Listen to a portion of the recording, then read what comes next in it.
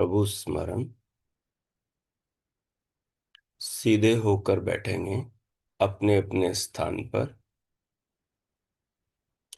कमर, पीठ और गर्दन को सीधा सहज कर लीजिए। नेत्रों को कोमलता से बंद कर लीजिए। दोनों हाथों को, हथेलियों को घुटनों पर व गोद में रख लीजिए।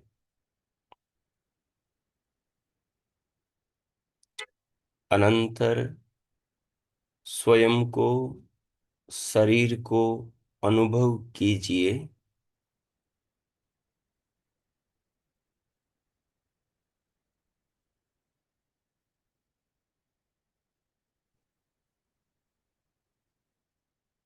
स्वयं और शरीर को अनुभव करते हुए शरीर और इस संसार के निर्माता, विश्व शक्ति, विधाता ईश्वर की भावना हृदय के अंदर बनाइए। जगत का निर्माण करने वाली विश्व शक्ति, इस महान मनुष्य जीवन को प्रदान करने वाली विश्व शक्ति, इस अद्भुत दिव्य सृष्टि की सर्वोत्तम कृति मानव शरीर का निर्माण करके हम आत्माओं को इस देह के भीतर मस्तिष्क में, ब्रह्मरंध्र में बैठाने वाली सूक्ष्म शरीर के साथ इस देह को जोड़ने वाली और महान जीवन को रूबरू ऐसे कराने वाली कि जिससे लगे ही नहीं कि हम शरीर से अलग हैं। ऐसा लगता है कि जैसे हम शरीर ही हैं। इच्छा करते हैं, शरीर के सारे अंग काम करने लगते हैं। जिस अंग से जो चाहते हैं वही प्रतिक्रिया वो अंग देने लगता है। इस दिव्य मानव देह के निर्माता, जगत पिता, विश्व विधाता, संपूर्ण ब्रह्मांड का धारण पोषण करने वाली विश्व शक्ति के प्रति श्रद्धा का, कृतज्ञता का, धन्यवाद की भावना का दीप हृदय में, अपने मन में, अंतकरण में अपनी भावनाओं से जलाइए।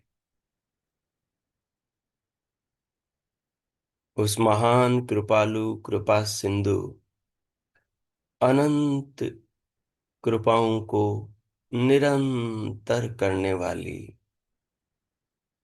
उस महान सर्वशक्तिमान विश्वधात्री, विधात्री, कृपात्री परमेश्वरी शक्ति को हृदय से स्वीकार कीजिए। उसके प्रति श्रद्धा का अनंत भाव हृदय में बनाइए। ये जीवन, ये जगत, ये खुशियां, ये मेलजोल, ये अपने, ये पराये, ये पहाड़ पर्वत, नदियां, सागर, ये रौनकें, ये सुंदरताएं, ये विविधताएं, ये दिव्यताएं और ये आश्चर्यचकित करने वाली सृष्टि की व्यवस्थाएं उसी विश्व शक्ति, सर्वशक्तिमान शक्ति, ब्रह्म शक्ति, परमेश्वरी शक्ति की कृपा से हो रहा है। ये महान धरती को रोशन करने वाला, पूरे सौर परिवार को अपने आकर्षण में बांधकर संतुलित रखने वाला और युगों से इस पृथ्वी के प्राणी मात्र के जीवन को जीवंत रखने वाला, अपनी ऊर्जा से, अपने प्रकाश से ऋतुओं को जन्म देने वाला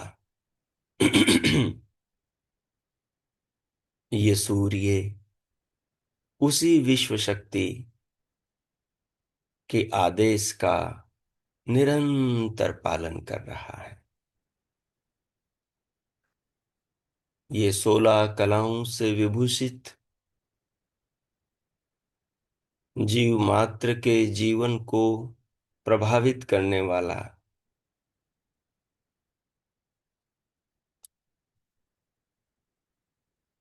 भूचर हो, नभचर हो, जलचर हो, खगचर हो, उद्भिज हो, स्वेदज हो, अंडज हो, जरायुज हो, पेड़ पौधे हो, कृमि कीट पतंग हो, पशु पक्षी हो या मनुष्य हो, सबके जीवनों में रस पैदा करने वाला, बड़े बड़े अगाध जल से भरे समुद्रों के अंदर ज्वार उठाने वाला,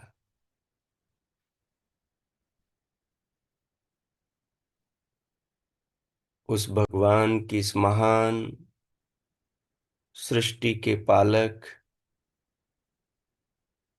परमेश्वर के आदेशों का पालन करने वाला ये चंद्रमा, ये मंगल, ये बुध, ये बृहस्पति, शुक्र, शनि, अरुण, वरुण, यम, हमारी माँ की तरह हमें अपने गर्भ में, अपने आंचल पर निरंतर धारण करने वाली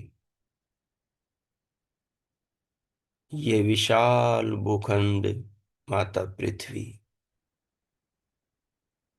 जो एक नहीं अनेकों खनिजों को, अनेकों धातुओं को, अनेकों औषधियों को, अनेकों वनस्पतियों को, सारे रत्नों का जो खजाना है, रत्न गर्भा है, इसके अंदर जो दिव्यताएं, जो विभिन्नताएं, जो पृथकताएं और आश्चर्यचकित करने वाली प्रतिभाएं देखने को मिलती हैं, इन सब के पीछे वही विश्व की विधाता शक्ति की प्रतिभा का चमत्कार है, उसी महान शक्ति की महिमा का सृष्टि के कण कण में, जगती की हर घटना में, सृष्टि के हर व्यवहार में दर्शन होता है, अनुभव होता है।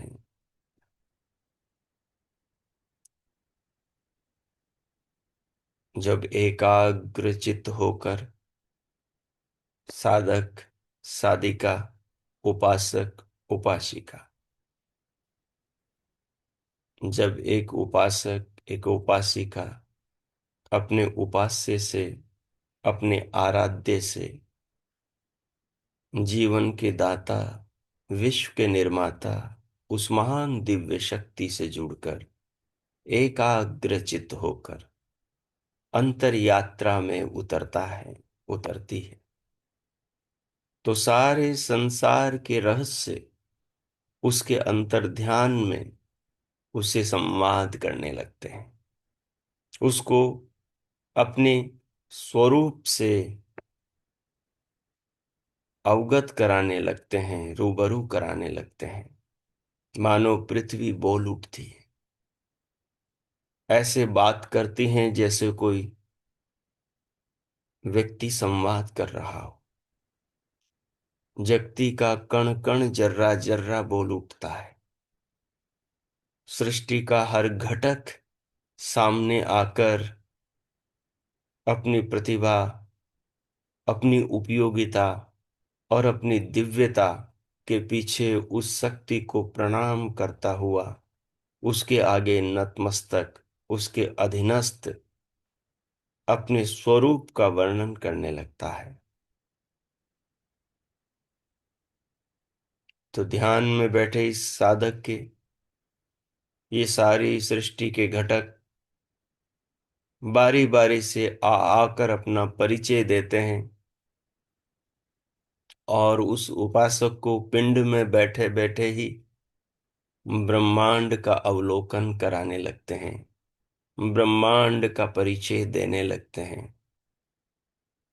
उसे पता ही नहीं लगता कि छोटे से 5-7 फुट के शरीर में बैठी वो आत्मा कैसे असीम,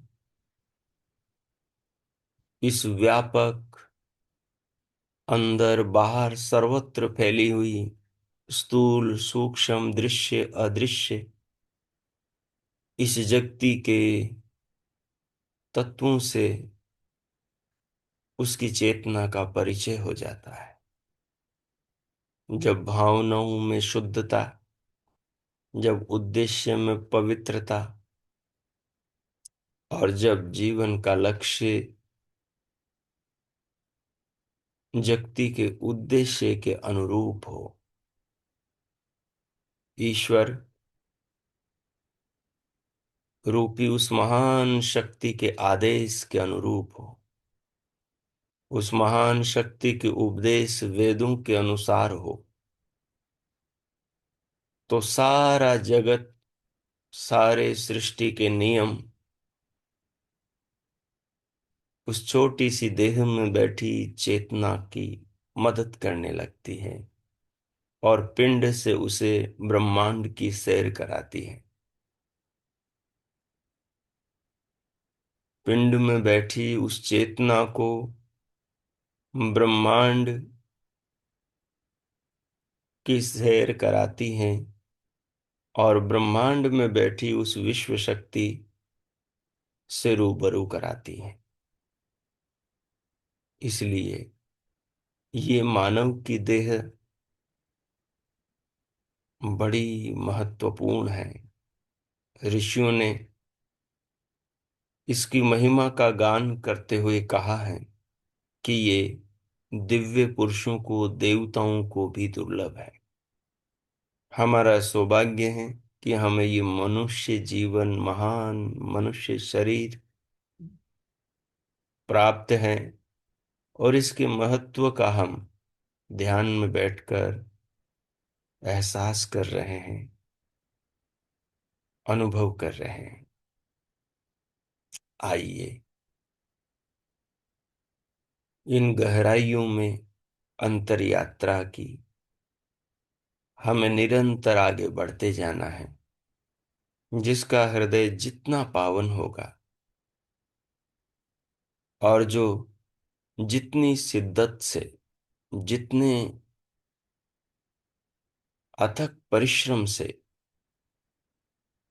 उस विश्व शक्ति से जुड़कर उसकी आज्ञा का पालन करेगा, उस विश्व शक्ति का फैला हुआ ज्ञान उसके मस्तिष्क में उतना ही उदित होता चला जाएगा, जैसे धीरे धीरे सूर्य का प्रकाश बढ़ता है, जैसे धीरे धीरे चंद्रमा की कलाएं बढ़ती हैं। जो साधक साधिका उस विश्व शक्ति से जितने जितने उसके आदेश के अनुरूप वेदानुसार पवित्र भावना से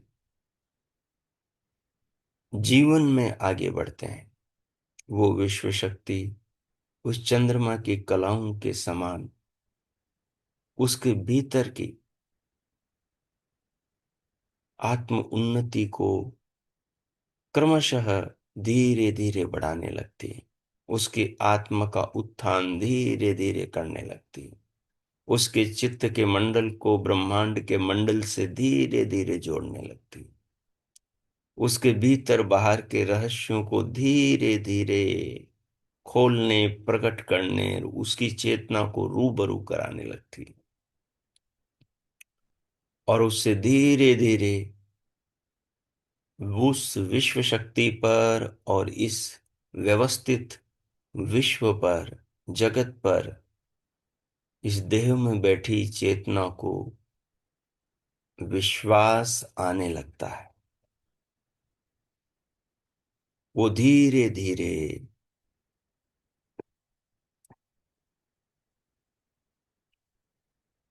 शरीर में रहते हुए भी ब्रह्मांड से जुड़कर जीवन जीने लगती। और जैसे सूर्य भोर में उदय होता है, वैसे ही ज्ञान का सूर्य उसके भीतर भी उदय होता है। और धीरे धीरे ये सूर्य ज्ञान का बढ़कर मारतंड बन जाता है, हर विकार को मार डालता है, अंधकार का कतरा भी कहीं नहीं छोड़ता, छुपे हुए अंधकार को भी नष्ट कर देता है। ठीक उसी प्रकार से ज्ञान की ज्योति का प्रकाश इतना तीव्र हृदय में, अंतःकरण में, चित्त के अंदर, संस्कारों के अंदर बढ़ता है कि संस्कारों के किसी भी कोने में अज्ञान के अंधकार को, अविद्या के कतरे को भी रहने नहीं देता। लेकिन ये साधना साधक की तभी फलीभूत होती है, उसका आहार सात्विक हो, उसका अर्थ, उसका धन, उसका परिश्रम सुचिता के पावन भावों से परिशोधित हो, सब ओर से उसका अर्थार्जन पवित्र हो, उसके अन्न में एक भी दाना बेईमानी का, छल का, कपट का, अविद्या से उत्पन्न विकारों से, क्रोध, अहंकार, लोभ, लालच, स्वार्थ, छल, कपट, ईर्ष्या आदि अवगुणों से उपार्जित न हो। अवगुणों से उपार्जित यदि उसका अन्न होगा तो उसके चित्त में किसी कोने में अविद्या को बचाए रखेगा। जब तक ये अविद्या चित्त में बची रहेगी, तब तक उस साधक के जीवन में साधना का उदय नहीं होगा, साधना का उदय नहीं होगा। इसलिए साधना को साधने के लिए विचार की पवित्रता के साथ अर्थ की पवित्रता भी अनिवार्य है। विचार, अर्थ की पवित्रता के साथ जीवन में, जीवन शैली का भी पवित्र होना जरूरी है।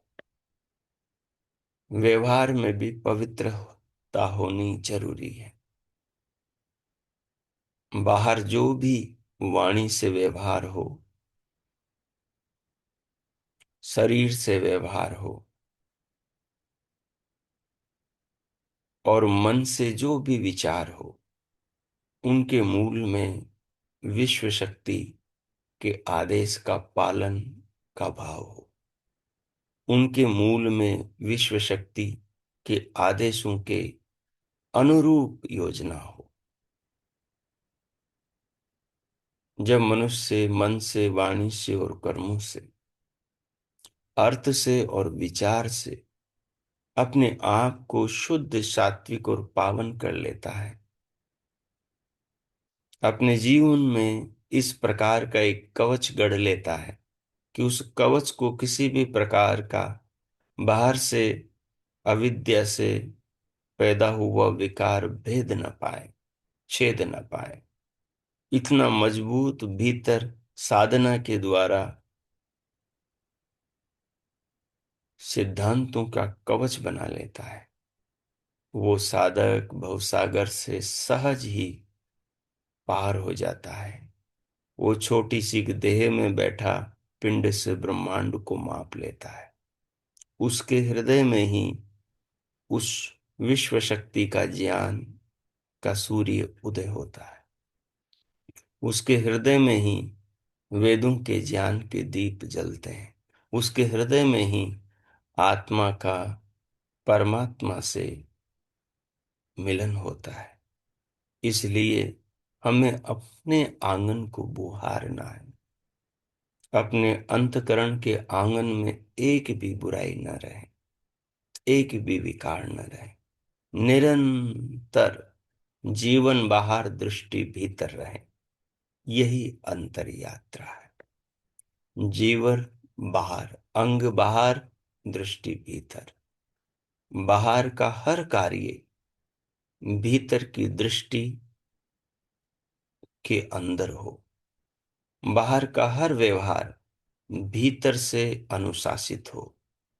बाहर जो भी हो वो भीतर धर्म के, वेद के, ईश्वर की आज्ञा के पावन पवित्रता के तराजू पर तोल के किया जा रहा हो। साधना दिखावे से नहीं सिद्ध होती, साधना तो आचरण से सिद्ध होती। साधना तो सिद्धांत को आचरण में ले आने से सिद्ध होती।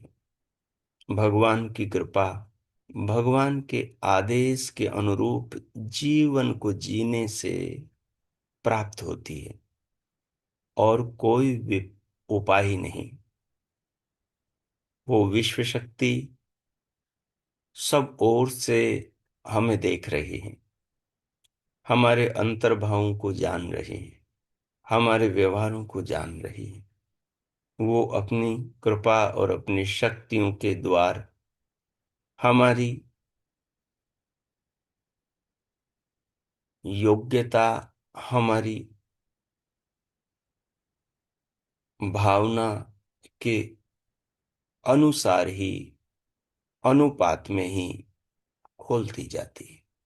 सो आइए हम अपने आप को इस अंतर यात्रा का सच्चा अंतरयात्री बनाएं, और इस 60 दिन की साधना को पूरी सच्चाई के साथ उस विश्व शक्ति की छाया में, आत्मा के भीतर से आती अंतर्यामी उस विश्व शक्ति की प्रेरणा के अनुसार जिए, और अपने आप को सूर्य की तरह, चंद्रमा की तरह, पूर्णिमा की ओर, मार्तंडत्व की ओर लेकर चले।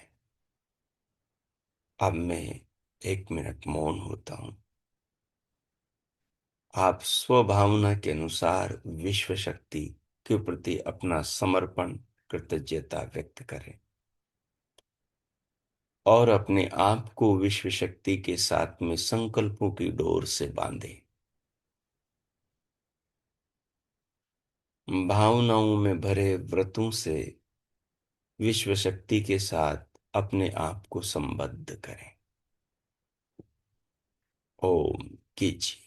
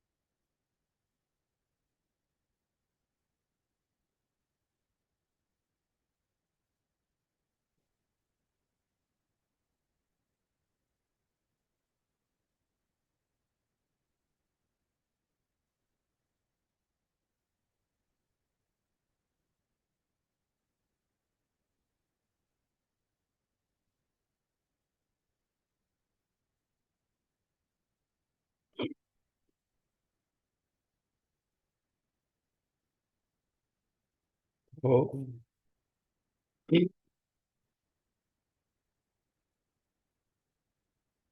ओ,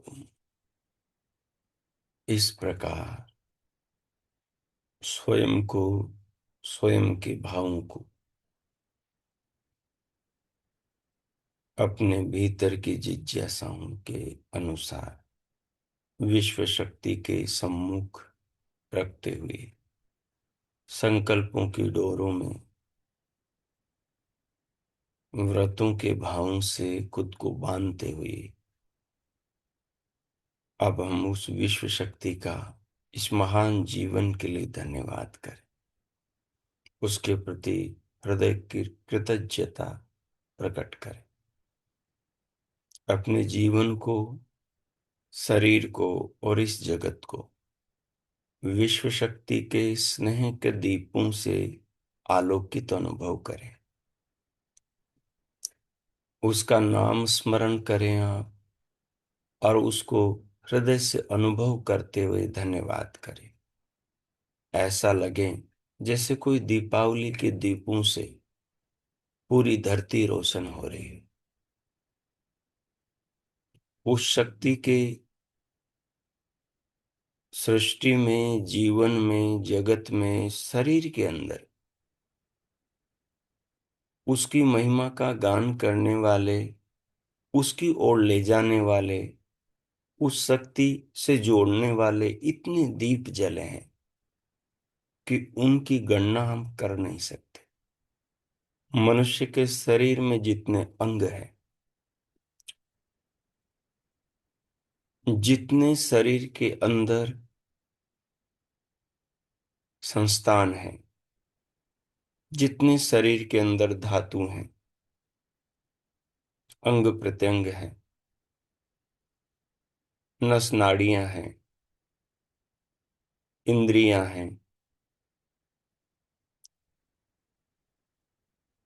ये सब के सब उस विश्व शक्ति से चेतना को, आत्मा को जोड़ने वाले दीपक हैं। संसार में ये जो पृथ्वी है, सूर्य है, चंद्रमा है, सारे ग्रह उपग्रह और आकाश में चमकते अनंत तारे हैं, धरती पर खिलने वाले अनंत ये फूल हैं, सुमन हैं,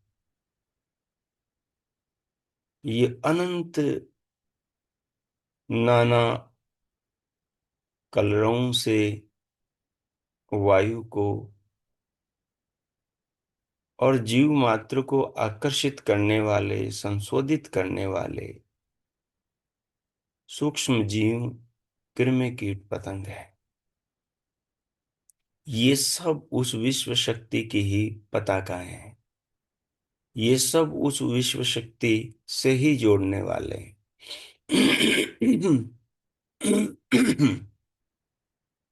जगती का कण कण, सृष्टि की हर रचना उस विश्व शक्ति का बोध कराने वाली है। सो आइए इस पावन भावना को भीतर रखते हुए जगत में सर्वत्र विश्व शक्ति की रचना को अनुभव करते हुए उस महान पिता का धन्यवाद करें, उसके नाम का स्मरण करते हैं।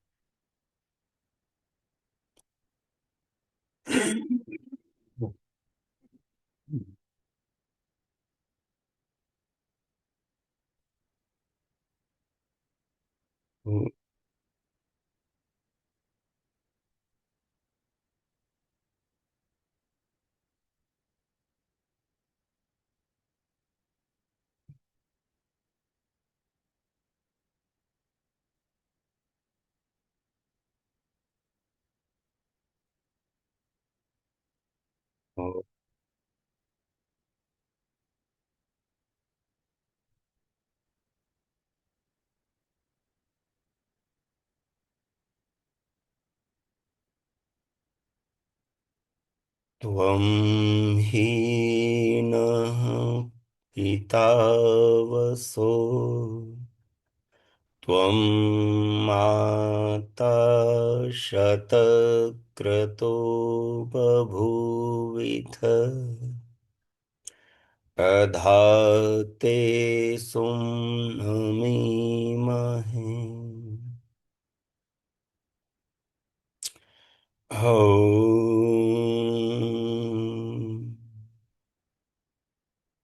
स्वस्ति पंथा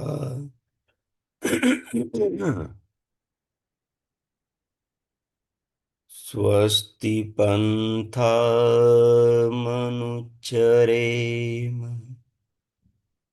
सूर्या चन्द्रमसा विव पुनर्दधताग्निता जानता संगमे महि। ॐ वायुरनीलम्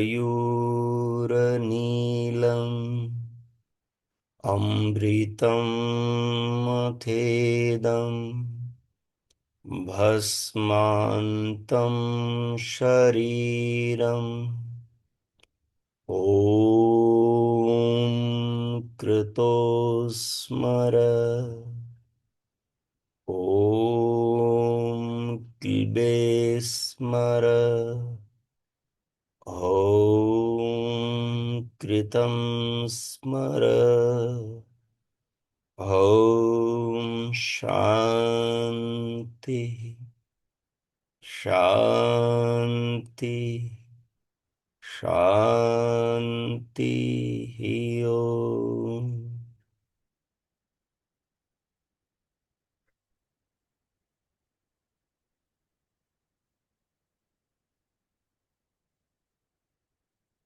अपने हृदय के श्रद्धा के अनंत भावों को विश्व शक्ति को अर्पण करते हुए उस सर्वशक्तिमान विश्व विधात्री शक्ति ईश्वर को अपनी पावन भावनाओं को अर्पण करते हुए उन्हें सब ओर से अपने आप को आशीर्वाद देते हुए अनुभव करें।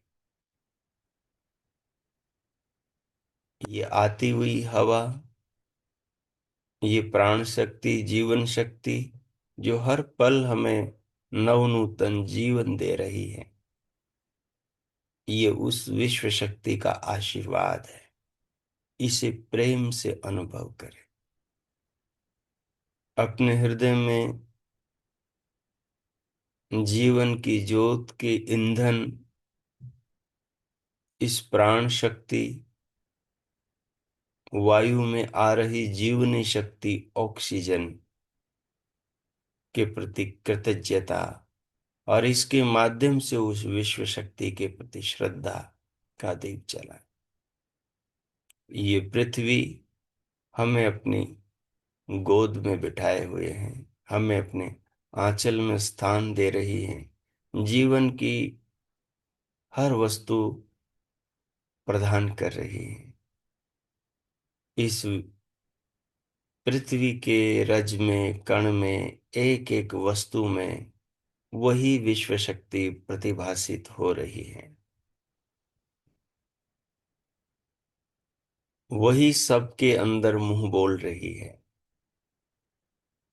अनुभव करें विश्व शक्ति को आशीर्वाद देते हुए। शरीर में सारे अंग, शरीर के अंदर सारे धातु, शरीर के अंदर की सारी इंद्रियां, अंतःकरण, देह की एक एक कोशिका, एक एक ईंट से बना ये शरीर रूपी महल, ये सब उस विश्व शक्ति का आशीर्वाद है, उसका प्रेम है। ये जीवन उस विश्व शक्ति का खिलाया हुआ सुगंधित फूल है। इसे अनुभव कीजिए, इसके प्रति श्रद्धा लाइए, विश्व शक्ति के प्रति कृतज्ञता का ऐसा दीप जलाइए कि जीवन में कोई भी उतार चढ़ाव आए, लेकिन उस दीप की लो बुझने न पाए। श्रद्धा का, ज्ञान का निरंतर उसके अंदर तेल डालते रहिए, ताकि विवेक का दीप निरंतर जला रहे, अंतःकरण को ज्ञान के प्रकाश से आलोकित करता रहे, और इस जीवन को हम सुंदर और मधुर ढंग से आनंद के साथ जीते रहे। उन्नति करना हमारे हाथ में है, लेकिन उपलब्धि पाना, ऊंची अवस्थाओं को प्रदान करना विश्व शक्ति के हाथ में है। कर्म हमारे हाथ में है, लेकिन फल विश्व शक्ति के हाथ में। अगर हमें फल मन के अनुकूल चाहिए, तो कर्म विश्व शक्ति की आज्ञा के अनुसार होने चाहिए। विश्व शक्ति की आज्ञा उसके चार वेद है। चारों वेदों का जो ज्ञान है, वो ज्ञान ही विश्व शक्ति का आदेश है। उस आदेश का जो साधक साधिका पालन करते हैं, विश्व शक्ति साधना की ऊंची अवस्थाओं को उन्हें प्रदान करती चली जाती है। सो आइए, साधना के इस अमोघ सूत्र को समझते हुए, साधना की इस मूल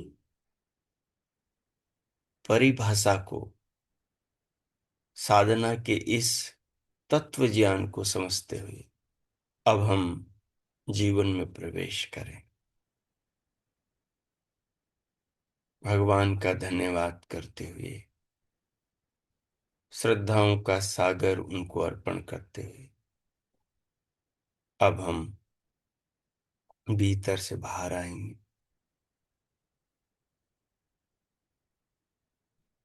अंदर की इस भाव रूपी स्थिति को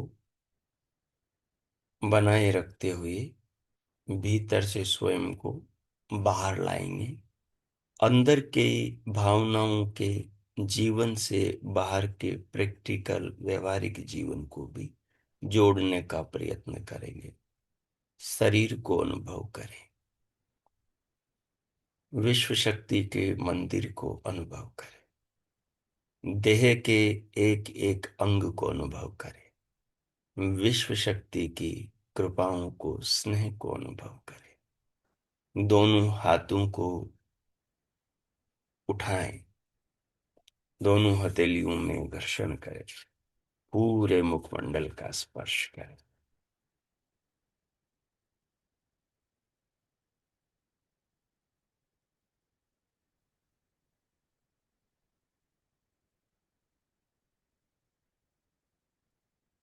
दो तीन बार करते हुए फिर उंगलियों के मध्य से उनको खोलते हुए भीतर से बाहर आ जाए। ओ आप सभी साधकों का, उपासकों का आज की 9वीं कक्षा में हार्दिक स्वागत है।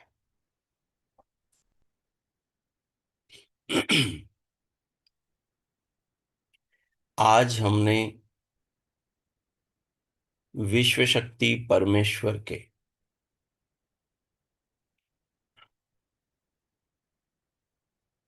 वास्तविक साधना में जीवन को ऊंचा उठाने वाला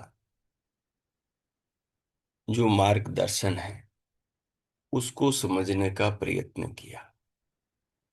विश्व शक्ति हमारे लिए क्या करती है, उसे हम जीवन में अनुभव कर सकते हैं, और ये अनुभूतियां ही उस विश्व शक्ति से हमें जोड़ती है। भगवान से अधिक पवित्र करने वाला संसार में और कोई पदार्थ नहीं है। और साधना में ऊंची अवस्थाओं को प्रदान करने का सामर्थ्य केवल भगवान में है।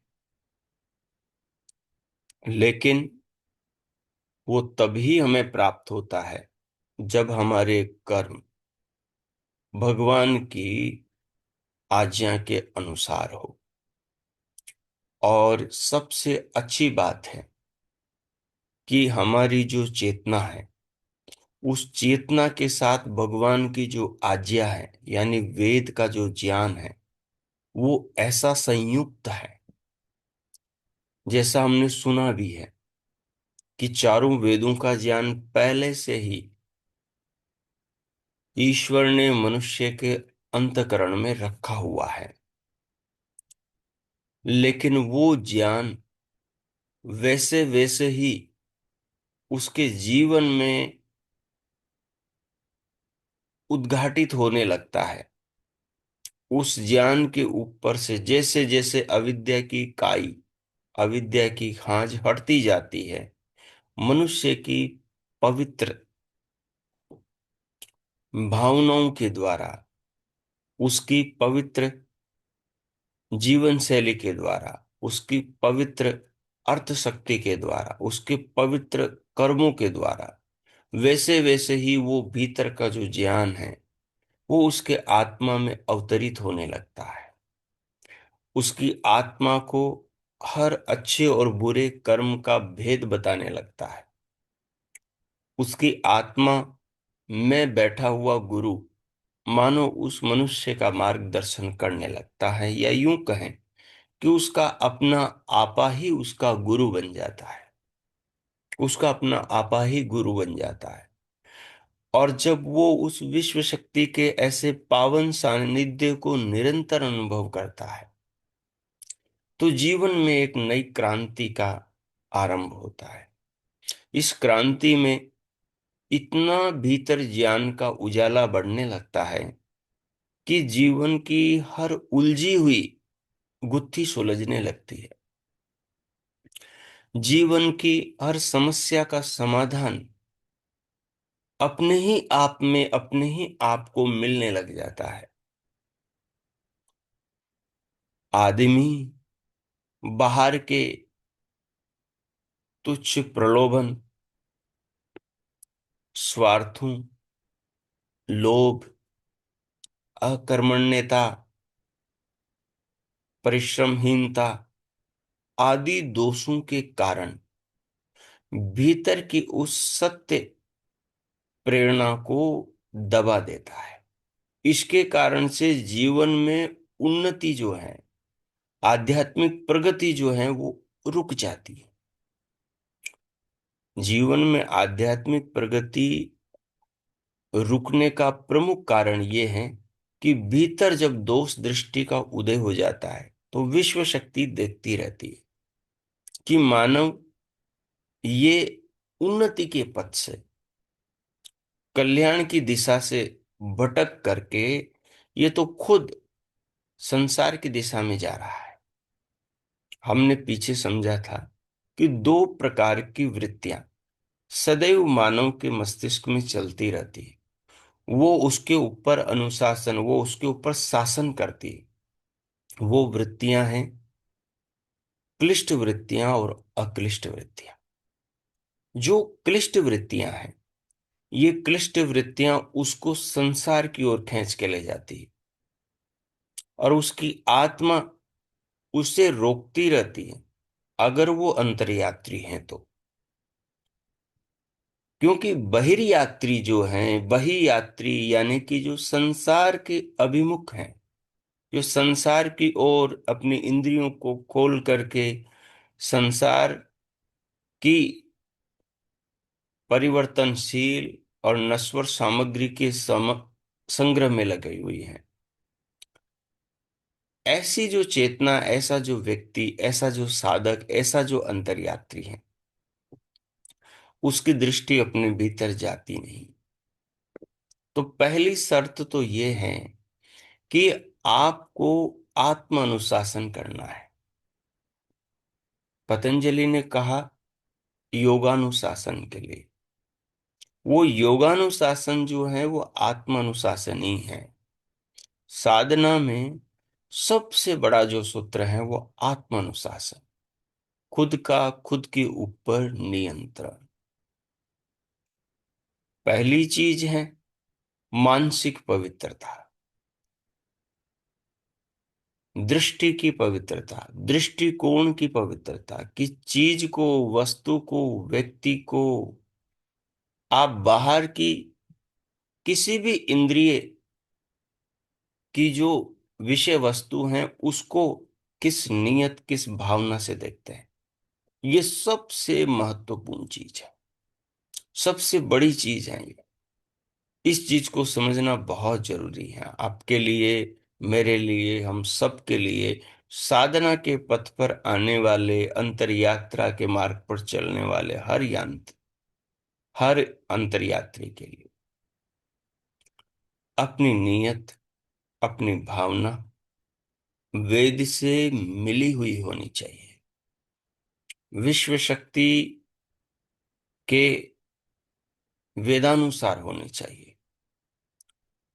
दूसरी चीज, हमारे कर्म, शारीरिक कर्म और हमारे वाणी के कर्म, हम जो बोलते हैं वो हमारी भावना के विपरीत ना हो,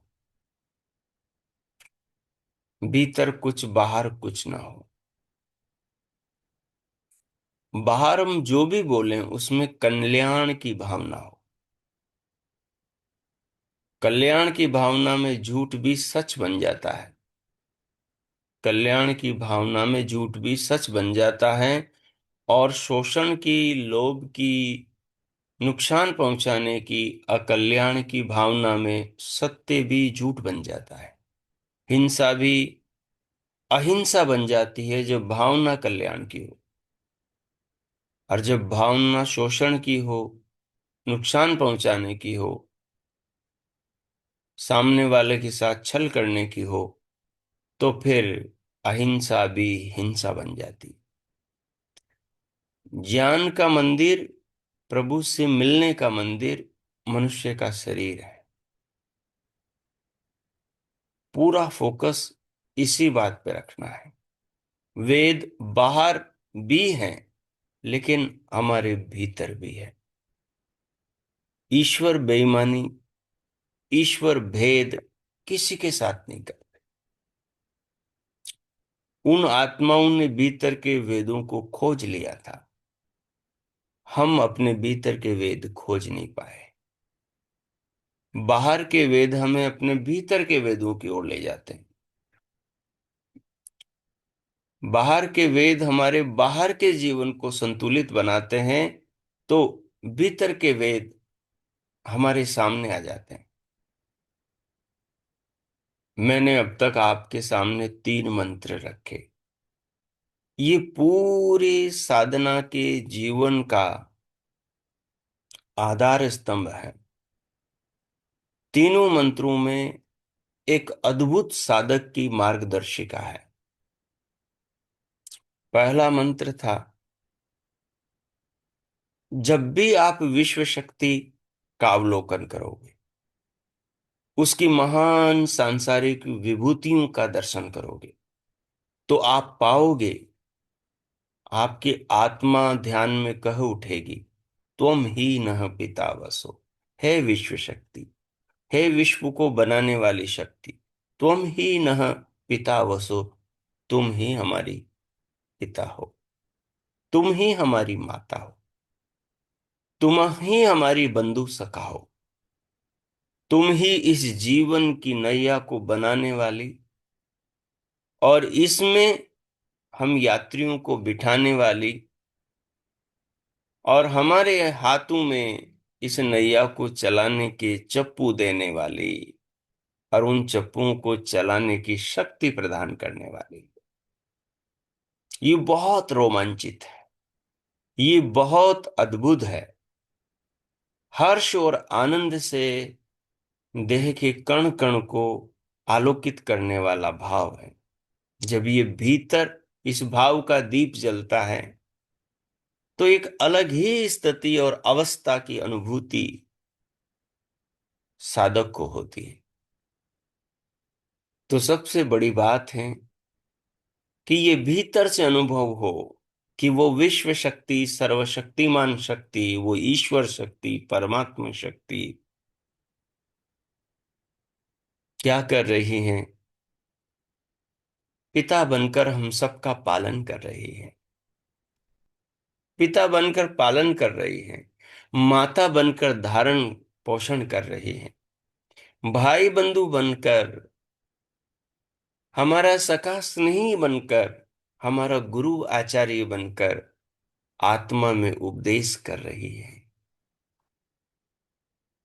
माँ की तरह पृथ्वी बनकर धारण कर रही है, पिता की तरह संसार में प्रकृति से, सूर्य से, चंद्रमा से और इस पूरे अखिल विश्व ब्रह्मांड से अनंत वस्तुओं को प्रदान कर रही है।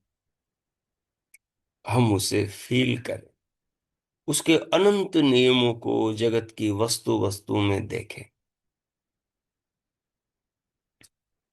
अगर आप विश्व शक्ति के अध्ययन में 7 दिन लगा दें, मात्र 7 दिन, एक ऐसे नए जीवन का, एक ऐसे नए दुनिया का, एक ऐसे नए संसार के भीतर आप अपने आप को पाएंगे कि विश्व शक्ति की रौनक से पूरी जगती का कण कण भरा हुआ है। हर सृष्टि का कण कण विश्व शक्ति के प्रकाश से, विश्व शक्ति के ज्ञान से, विश्व शक्ति की प्रेरणा से, विश्व शक्ति के स्नेह से गतिमान है, सुसंचालित है। लेकिन लोग अपनी अविद्या के अनुसार उन चीजों को भोगते हैं, देखते हैं, उनके बारे में सोचते हैं, उनके बारे में दृष्टिकोण रखते हैं। हम अंतर्यात्री हैं, हम ये काम कर सकते हैं, हम इस गहराई में उतर सकते हैं और विश्व शक्ति को संसार के अंदर महसूस कर सकते हैं। ध्यान रखिएगा, अनुभूति से जो ज्ञान के दीप जलेंगे वो आपको जगत के तत्वों का वास्तविक दर्शन कराएंगे और उसे ही तत्व ज्ञान हम कहेंगे। पीछे हमने तत्व ज्ञान की शुरुआत करी थी, उस तत्व ज्ञान की कड़ी को हम आगे आगे बढ़ाएंगे। लेकिन उसमें सबसे महत्वपूर्ण जो चीज है वो विश्व शक्ति के साथ उपासक का जुड़ा हुआ है। तो एक बात हुई कि विश्व शक्ति हम पर कृपाओं की वर्षा तो कर ही रही है, लेकिन विशेष कृपाओं की वर्षा कब करेगी? जब हम उसके आदेश के अनुरूप काम करेंगे। तो हम अपने आप को साधें, हम अपने आप के दृष्टा हैं, बस दृश्य के चंगुल में फंसकर हम इस जीवन को, इस अवसर में पीछे ना रखें। कहीं ऐसा ना हो हाथ से जीवन निकल जाए, मुट्ठी की रेत की तरह फिसल जाए और ये अवसर निकल जाए और फिर उस विश्व शक्ति के वैभव से हम रूबरू न हो सकेंगे। इसलिए आज का जो ये चिंतन है, जो हमने ध्यान में बैठकर किया और जो अब किया, इस सब का एक ही सूत्र है कि समस्त मंगलों का मूल जो है वो विश्व शक्ति है। प्रेरणा जीवन को कैसे जीना है विश्व शक्ति का एक एक बनाया हुआ घटक कर रहा है। उसका उदाहरण दूसरे मंत्र में आपके सामने रखा था। स्वस्ति पंथा मनुचरेम सूर्या चंद्रमसा विव पुनर्ददताग्नता जानता संग में मही। वो विश्व शक्ति खुद कहती है, विश्व शक्ति को, उसके परम आनंद को, मोक्ष को उसी की व्यवस्था, उसी के नियमों से पाया जा सकता है। उसी की बनाई किताब को पढ़कर उसी के दिए ज्ञान के अनुसार जीवन को जीकर उस तक पहुंचा जा सकता है। उसके विपरीत हम उससे दूर ही जाएंगे, उसके अनुकूल ही हम उसके नजदीक पहुंचेंगे। यही सांसारिक व्यवस्था है, यही आध्यात्मिक व्यवस्था है, यही साधना के जगत का सूत्र है कि हम उसके अनुकूल होकर आगे बढ़ेंगे तो जल्दी उसके नजदीक पहुंचेंगे और वो द्वार खोलेगा। हम उसके विपरीत होकर उसकी ओर बढ़ना चाहेंगे तो फिर हम ठीक वैसा कर रहे हैं जैसे जिस पेड़ पर बैठे हो उसी की डाल काटे। अब जो जिस डाल पर बैठा है उसकी डाल काटेगा तो नीचे गिरेगा ही गिरेगा, नहीं बच पाएगा। तो अगर हम इस जीवन जो कि एक सेतु है, इस आत्मा को परमात्मा रूपी विश्व से शक्ति से मिलाने वाला, तो इस जीवन की डाल को, इस जीवन को, जीवन रूपी डाल को हम अगर विश्व शक्ति के आदेश के विपरीत कार्यों को करके काट देंगे तो फिर ये जीवन हमें विश्व शक्ति तक कैसे लेकर जाएगा। जब सेतु ही टूट गया तो यात्री लक्ष्य तक कैसे पहुंचेगा। जब नौका ही डूब गई तो फिर नाविक तट तक कैसे पहुंचेगा। इसमें हमें थोड़ा सा बुद्धि पूर्वक काम करना है।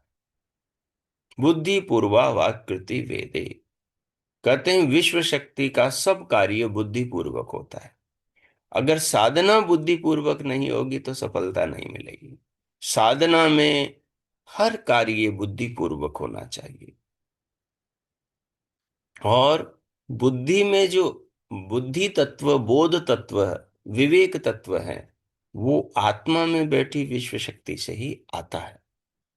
आत्मा में बैठी विश्व शक्ति से ही आता है। तो इसके लिए दूसरा जो मंत्र है कि हमें सूर्या चंद्रमसाविव पुनर्ददता, बार बार विश्व शक्ति का स्मरण करके ज्ञान के दीपक को जलाए रखना है। बार बार नियमों का, व्रतों का पालन करने का संकल्प लेना है। बार बार अच्छे कार्य को, अच्छी भावना को, अच्छी उपासना को करते रहना है। बार बार नियमों में बनाए रखने के लिए अपने आप को अनुशासित करते रहना है। गिरे तो फिर उठाना है, चोट लग जाए सहन करना और फिर वापस उसी मार्ग पर चलना है। मान और अपमान से ऊपर उठे बिना साधना का निर्माण नहीं होता है।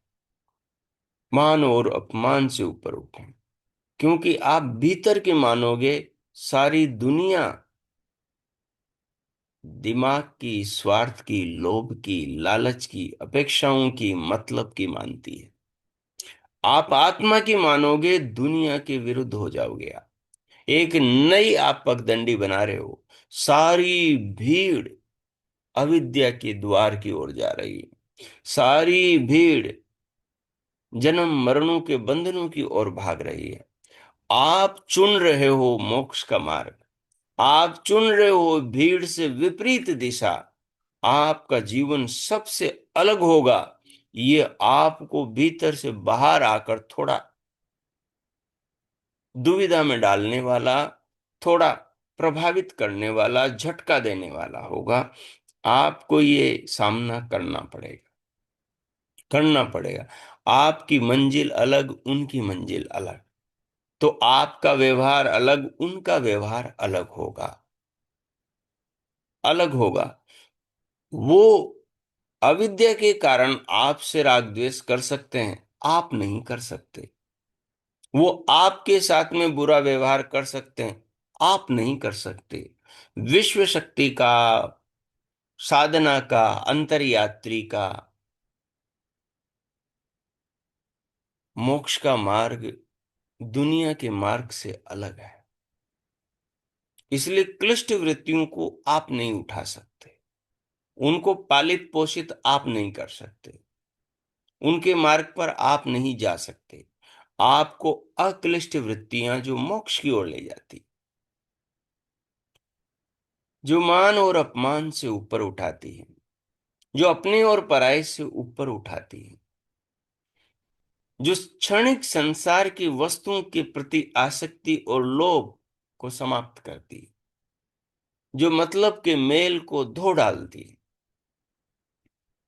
इसलिए आपको मोक्ष की ओर ले जाने वाली अक्लिष्ट वृत्तियों को ही अपने अंदर पालित पोषित और उनका संरक्षण और संपोषण करना है। संसार की ओर ले जाने वाली क्लिष्ट वृत्तियों का नहीं, अविद्या से जनित भाव उद्देश्य से वस्तुओं का नहीं। यही साधना का सूत्र है। तो बार बार पुनर्ददता, बार बार अच्छाई की ओर पांव उठाते रहो। बार बार वो ध्यान, उस प्रेरणा, बार बार वो सूत्र, बार बार वो वेद मंत्र, बार बार वो आचरण व्यवहार, बार बार वो यज्ञ, बार बार वो ध्यान, बार बार वो चिंतन, बार बार वो लेखन, बार बार परमेश्वर से आत्मा का मिलान बार बार करते रहो। बार बार अच्छाई का योगदान, स्नेह का योगदान, कल्याण का, करुणा का योगदान देते रहो। जितना अच्छे कार्यों को बार बार करोगे, उतनी ही चेतना महान बनेगी, उतना ही चित्त शुद्ध होगा, उतना ही अंतकरण के दोष, मलिनता दूर होगी, उतने ही विकार नष्ट होंगे। गिरे हो अच्छाई के लिए उठ जाओ। किसी ने बुरा कहा है, अच्छाई के मार्ग पर मोक्ष की ओर बढ़ना है, विवेक की ओर बढ़ना है, झाड़ दो। लग जाती है धूल, सफर में चलते चलते धूल लग जाती है, झाड़ दो, धो लो कपड़े को। भीतर बैठ गया है किसी की कही हुई वाक्य बात चुभ गई है, निकाल दो कांटे को, फेंक दो बाहर। हम उस मार्ग के पथिक है ही नहीं कि क्रोध का उत्तर क्रोध से दें, द्वेष का उत्तर द्वेष से दें, मतलब का उत्तर मतलब से दें, बेईमानी का उत्तर बेईमानी से दें, अहंकार का उत्तर अहंकार से दें। हम उस मार्ग के पथिक नहीं हैं। अगर उस मार्ग पर हम चले तो मंजिल नहीं मिलेगी। मोक्ष का पथ अलग है। इसलिए कहा पुनर्ददता और फिर अग्नता, अहिंसक। अहिंसा ही हमारा मार्ग है। अहिंसा परमो धर्म, ये परम धर्म का मार्ग हमारा है। क्षमा का दान का पाठ आपने पीछे पढ़ा, ये साधना का सूत्र है। पुनर्ददता, ज्ञता, जानता, ज्ञानियों की संगत करनी है, वेद की ऋचाओं की संगत करनी है। हर ऋचा एक ऋषि है, हर ऋचा एक उपदेश देता है। एक जिंदा भगवान का ऋषि पुत्र है। हर ऋचा, हर मंत्र, हर वाक्य वो प्रेरणा दे रहा है, उंगली थाम रहा है हमारी, हमसे कह रहा है आ बेटा मेरे साथ चल, सूर्य की तरह ऊंचा उठ, चंद्रमा की तरह शीतलता का दान दे।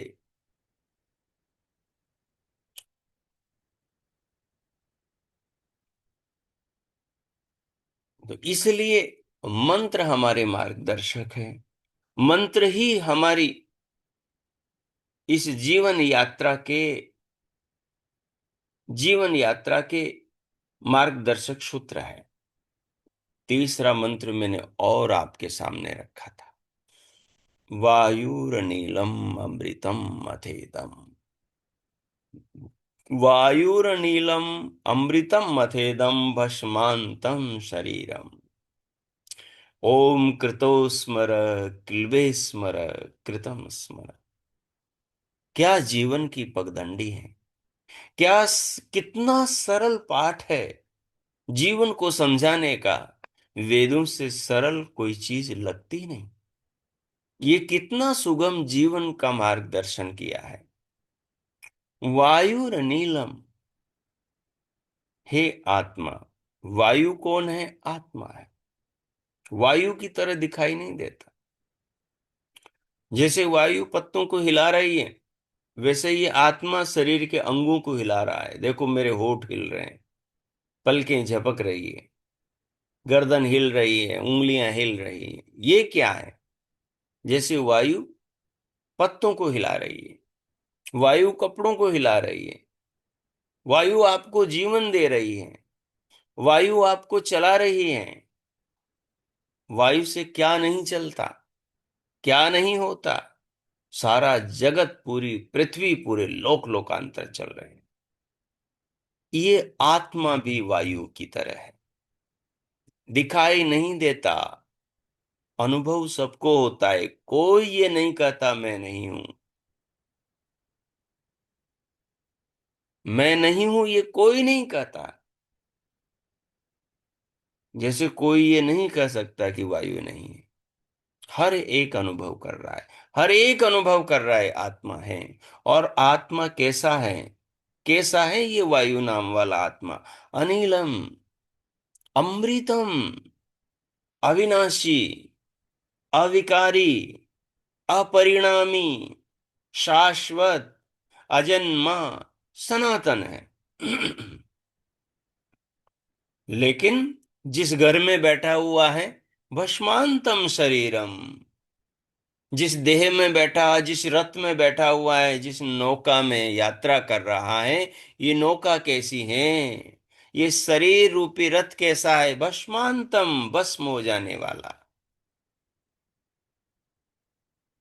एक दिन ये महल ढह जाने वाला है। क्या करें? इस महल के ढस जाने से पहले, मृत्यु के आ जाने से पहले, शरीर के नष्ट हो जाने से पहले, इस नौका के महासागर में पंचतत्वों में विलीन हो जाने से पहले क्या करें? ये आत्मा वायु क्या करें? क्या करें ये न दिखाई देने वाला आत्मा? एक शरीर से दूसरे में, दूसरे से तीसरे में, एक योनि से दूसरी में, दूसरी से तीसरी योनि में, लक 84 में भटकने वाली ये चेतना, आत्मा, वायु क्या करे? ओम कृतो स्मर, ये कर्म करता हुआ ओम का स्मरण करे। ये कर्म करने वाला आत्मा क्या करे? कर्मों का स्मरण करे कि वो क्या कर रहा है।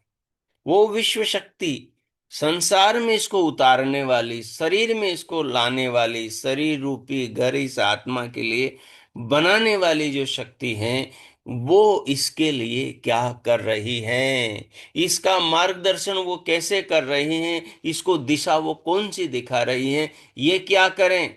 उस दिशा पर चलें। यही इसके लिए सर्वश्रेष्ठ कर्म है, यही इसके लिए सर्वोत्तम कर्म है। इससे अच्छा इसके लिए कोई कर्म है ही नहीं। क्या करें? ओम कृतो स्मर, अपने कर्मों को, विश्व शक्ति के कर्मों को स्मरण करें, विश्व शक्ति के कार्यों को, विश्वकर्मा भगवान के कार्यों को और अपने कार्यों को स्मरण करें।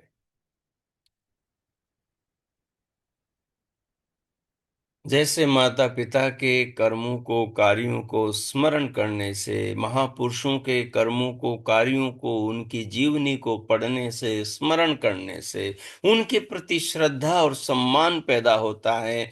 उनके बताए हुए मार्ग और उनकी देशना के महत्व का बोध होता है। वैसे ही विश्व शक्ति ने जो एक पगडंडी जीवन के कल्याण की बनाई है, उसका पता चलता है। विश्व शक्ति का दर्शन, विश्व शक्ति का साक्षात्कार का ये मार्ग है, विश्व शक्ति के कर्मों को देखना। ओम कृतो स्मर, हे मनुष्य, हे मानव, तू क्या कर? ओम का स्मरण कर, उस ओम के कार्यों को देख। स्मरण कर मतलब उसको जान, मतलब उसको समझ। पतंजलि इसी रहस्य को खोलते हुए कर, तज्जपस तदर्थ भावना, उसका जप उसकी भावना के साथ होना चाहिए। जप के साथ साथ में उसके विज्ञान का, उसके कार्यों का, उसके स्नेह का, उसके दिए जीवन का, उसकी उपस्थिति का अनुभव होना चाहिए। तो वो जप है। जप है, भीतर फूल खिलते रहें, भीतर तारे सितारे ज्ञान के चमकते रहें, भीतर अंतर्यात्री को ब्रह्मांड के अवलोकन की अनुभूति होती रहे। छोटी सी देह के अंदर वो इस विशाल विश्व की सैर ध्यान में बैठकर करता हुआ अनुभव करे खुद को। कब करेगा? जब विश्व शक्ति के ओम के कर्मों को देखेगा। उसके कर्म उस उपासक को जहां जहां तक फैले हुए हैं वहां वहां तक ले जाएंगे। उस भगवान के कर्म इस संपूर्ण ब्रह्मांड में फैले हुए हैं, और उस उपासक को, जब वो उपासक उस भगवान के कर्मों को ध्यान में बैठकर देखने लगेगा, तो जहां जहां तक परमात्मा के कार्य, उनके रीत, उनके नियम, उनकी व्यवस्थाएं फैली हैं, वहां वहां तक अंतर चक्षु, अंतर ज्ञान का प्रकाश उसको पहुंचा देगा। ऐसे जीवन साधना का महान बनेगा। फिर कहा, ओम क्लिबे स्मर। वाह, ये और बड़ी बात। उस विश्व शक्ति के सामर्थ्य को, उसकी ताकत को देख, और अपनी ताकत को देख। 2 किलो का पत्थर हमसे नहीं उठता 2 घंटे तक। वो अनगिनत टनों से अनंत भार वजन वाले इस ब्रह्मांड को उठाए हुए हैं, इस पृथ्वी भूमंडल को उठाए हुए हैं, जिसमें बड़े पहाड़, पर्वत, नदियां, सागर, क्या क्या है। आपकी बुद्धि अचंभित, आपकी बुद्धि आश्चर्यचकित। बुद्धि कहेगी नेति नेति रे बाबा, नेति नेति, आगे मेरी क्षमता नहीं, मेरा सामर्थ्य नहीं। ऋषियों को यही अनुभूति हुई उस विश्व शक्ति की था पाते हुए। नेति नेति नेति, नहीं है उसका अंत, नहीं है उसका छोर, नहीं है उसके सामर्थ्य का पूर्ण जान पाना। लेकिन इस अपूर्ण ज्ञान के अंदर इतनी पूर्णता आ जाती है कि मानव को जितना चाहिए उतना उस विश्व शक्ति का स्नेह, उसका बोध, और इस अखिल विश्व का ज्ञान उसको उस विश्व शक्ति के पीछे चलते चलते ही हो जाता है। जैसे पिता की उंगली पकड़ करके बच्चा चलता है, विश्व शक्ति की उंगली पकड़ना, उसका, उसके कर्मों का, उसके कार्यों का अवलोकन करना है। विश्व शक्ति की उंगली पकड़ना, उसके सामर्थ्य का चिंतन करना है, उसके सामर्थ्य को जगत में देखना है। विश्व शक्ति की उंगली पकड़ना, आगे कहा, ओम कृतस स्मर, कृतम स्मर, किए हुए कार्यों का स्मरण कर। तेरे लिए उस भगवान ने क्या किया है जरा याद कर। क्या किया है विश्व शक्ति ने तुम्हारे लिए संसार में, तुम उसको याद करो। मेरे लिए क्या किया है उस विश्व शक्ति ने, मैं याद करूं। जब हम उस विश्व शक्ति के कार्यों को अपने जीवन में देखेंगे, अनुभव करेंगे, तो वो विश्व शक्ति अपने कार्यों के द्वारा हमें इस विश्व की गहराइयों तक ले जाएगी। एक विशेष बात का अनुभव होगा कि वो विश्व शक्ति कोई बुरा काम नहीं करती। हमारे भीतर भी हमारी चेतना हमें ये स्थूल बोध कराएगी कि हम जीवन के अंदर कितने अच्छे काम करते हैं, कितने बुरे काम करते हैं। हमारे जीवन की हर मोटी घटना को बोध कराएगी, समझाएगी। इसलिए ओम कृतम स्मर, हम विश्व शक्ति के कर्मों को भी देखें, विश्वकर्मा के कार्यों को देखें, और हम अपने भी कर्मों को देखें, अपने भी कार्यों को देखें। मेरे कार्य किस श्रेणी में जा रहे हैं? पाप कर्मों में तो नहीं जा रहे, सकाम कर्मों में तो नहीं जा रहे, कुछ हैं कि जो निष्काम में भी जा रहे हो, कुछ हैं कि जो पुण्य कर्मों में भी जा रहे हो। मेरी वाणी किधर जा रही है? पुण्य की ओर, धर्म की ओर, अधर्म की ओर, कृष्ण कर्म की ओर, या निष्काम कर्मों की ओर? किधर जा रही है? मेरे हाथ, मेरे पांव, मेरे विचार, मेरा जीवन, मेरा भोजन, मेरा अन्न, मेरा दान, मेरी सेवा किधर जा रहा है, किधर ले जा रहा है, किस मार्ग को मेरी ओर लेकर आ रहा है, किस मंजिल को मेरी ओर लेकर आ रहा है, मुझे किस ओर लेकर जा रहा है। ये सारा चिंतन इस ऋचा से जुड़ा हुआ है। तो इसलिए क्या करेंगे कि इस ऋचा को आप अपनी नोटबुक में लिख लेंगे और इस पर विचार, इस पर चिंतन शुरू करेंगे।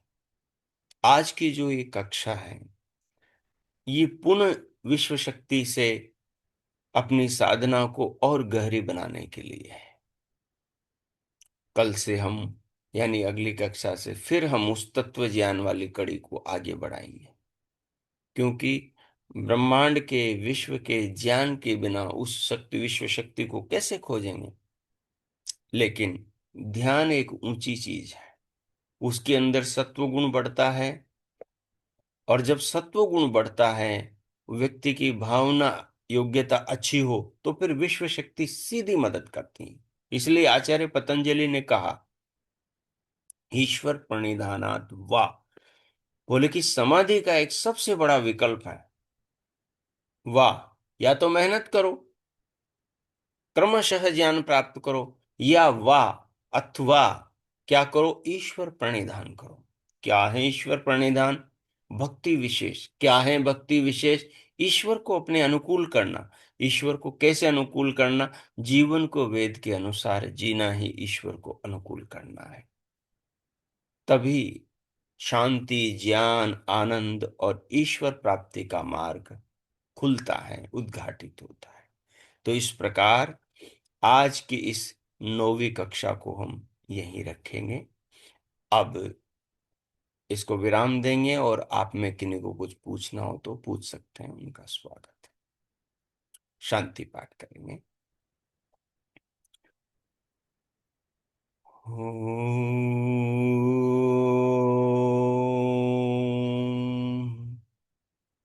ओम। ओम शांति, शांति, शांति। ओम। ओम। सभी को नमस्ते, सभी का धन्यवाद। ओम। आप में किन्हीं को कुछ पूछना हो तो पूछ सकते हैं, उनका स्वागत है।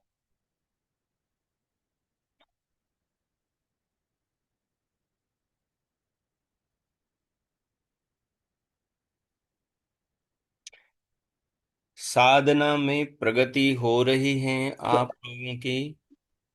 जी, पूछिए।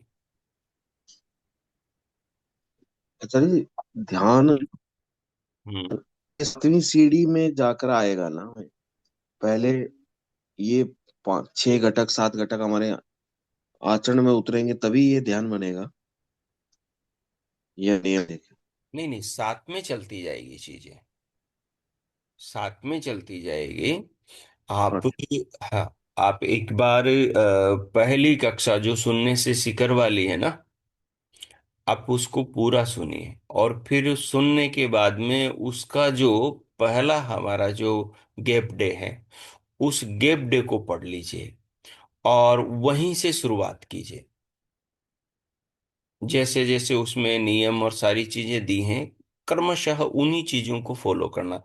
मतलब जो जितना बाद में जुड़ा है उसके 60 दिन वहां से शुरू होंगे, जो शुरुआत में जुड़ ठीक। गया है उसके 60 दिन वहां से शुरू होंगे। अब आप बाद में जुड़े हैं तो आपके 60 दिन जब जुड़े हैं तब से शुरू होते हैं। ठीक है ना? ठीक है। हाँ, तो यहीं से ही आधार बनेगा। और जैसे आज हमने ध्यान में बैठकर किया है, ये सारी चीजें बहुत बेसिक और बहुत सरल हैं, आराम से आपके समझ में आ रही होगी। आ रही थी ना?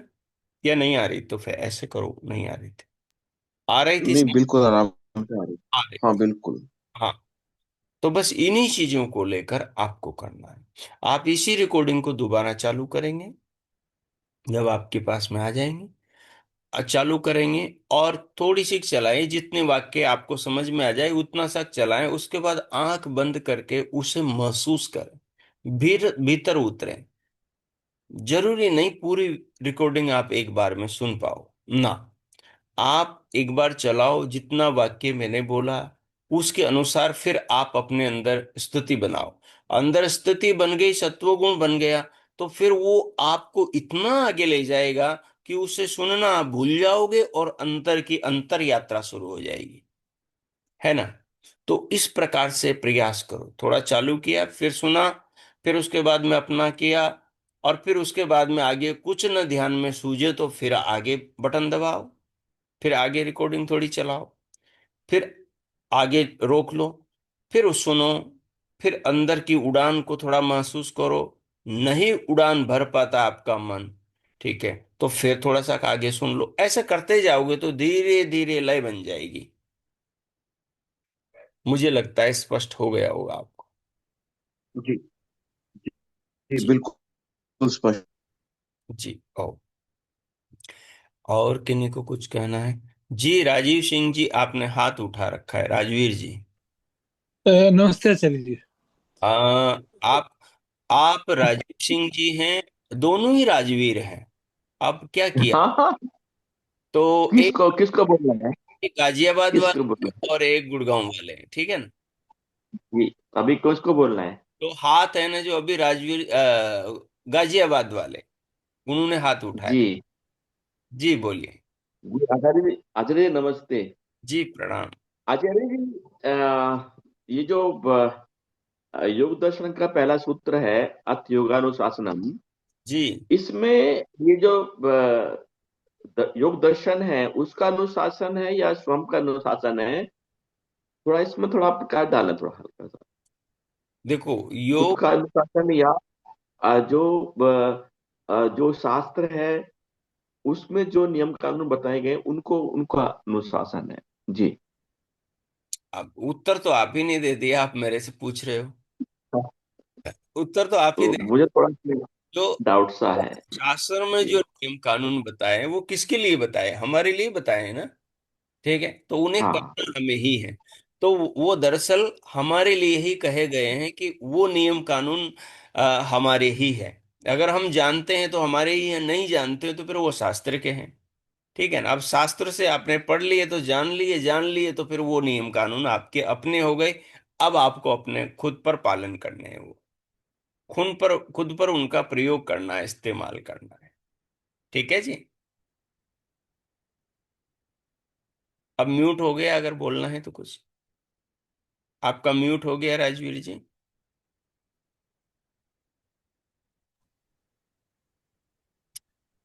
अ, जी। नमस्ते हाँ नमस्ते जी, पूछिए। आचार्य जी। पिछली बार आपने तत्व ज्ञान का जिक्र किया था और जिसमें अंतर बताया था प्रकृति जीव और आत्मा में। तो ये जो जो सच्चिदानंद शब्द में चेतन जो आता है, चेतन ज्ञानवान है और उधर जड़ में जो है निर्जीव है। तो चेतन शब्द को हम ज्ञान से लें या जीवन से लें?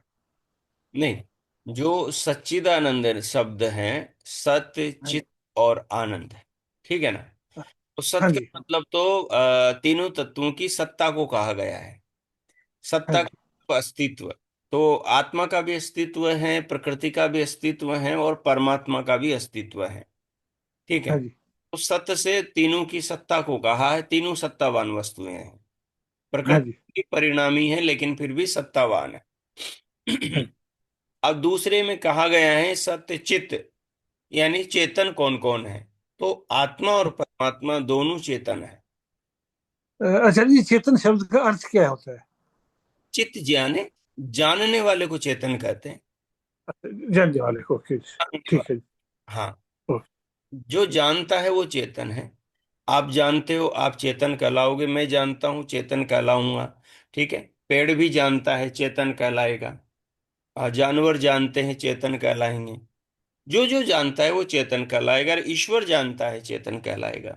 क्योंकि बिना ज्ञान के दुनिया बन नहीं सकती, बिना ज्ञान के हमारे शरीर नहीं बन सकते, बिना ज्ञान के कर्मों के फल नहीं मिल सकते, बिना ज्ञान के दुनिया चलाई नहीं जा सकती। सूर्य, चंद्रमा अलग अलग गुण वाले, अलग अलग व्यवस्थाओं को जन्म देने वाले, अलग अलग ढंग से सृष्टि की हर कमी को हर कमी को पूरा करने वाले जो घटक हैं ब्रह्मांड में, इन सबको देखकर ज्ञान होता है कि वो विश्व शक्ति ज्ञानवान है, ज्ञानवान है।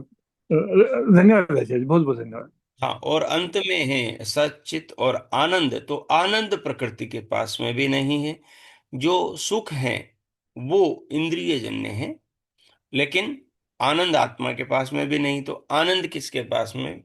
विश्व शक्ति के पास में। क्योंकि प्रकृति में भी जो आनंद आया है वो विश्व शक्ति की ही व्यवस्था से आया है। विश्व हाँ शक्ति जी। प्रकृति के परमाणु को सृष्टि के रूप में इस ढंग से नहीं तब्दील करती, तो फिर आनंद सृष्टि के अंदर इंद्रियों के विषयों में प्राणियों को, आत्माओं को नहीं आता, सुख नहीं मिलता। तो ये हाँ, क्षण हाँ। भी उसी विश्व शक्ति की व्यवस्था से आया है, और जो अक्षणिक शाश्वत सुख है वो भी उस विश्व शक्ति की व्यवस्था से ही प्राप्त होता है, जिसको मोक्ष कहते बहुत बहुत धन्यवाद आचार्य, बहुत बढ़िया। हैं जी। तो जी ठीक है जी, सबका बढ़िया चल रहा है। चलो इतना ही रखते हैं, और शांति पाठ हो गया। रिकॉर्डिंग को मैं ऑफ कर देता हूँ।